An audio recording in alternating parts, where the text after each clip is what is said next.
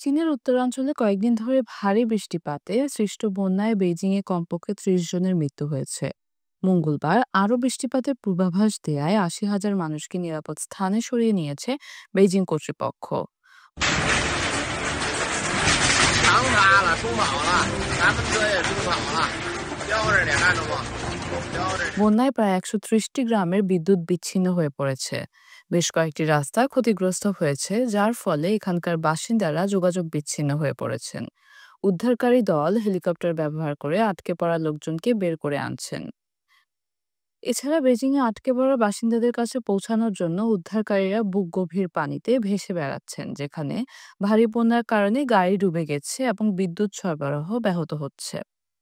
বন্যায় সবচেয়ে বেশি ক্ষতিগ্রস্ত হয়েছে বেজিংয়ের শহরতলির জেলা মিয়ুন। এদিকে বেজিংয়ের অনেক এলাকায় ক্ষতিগ্রস্ত অবকাঠামো মেরামতের পাশাপাশি বাস্তুচ্যুত বাসিন্দাদের সহায়তার জন্য কাজ করছে উদ্ধারকর্মীরা। বছরে এই সময়টাতে প্রচণ্ড বৃষ্টিপাত হয় বেজিংয়ে। বন্যা পরিস্থিতিতে প্রেসিডেন্ট শি জিনপিং সর্বাত্মক অনুসন্ধান এবং উদ্ধার প্রচেষ্টা চালানোর নির্দেশ দিয়েছেন।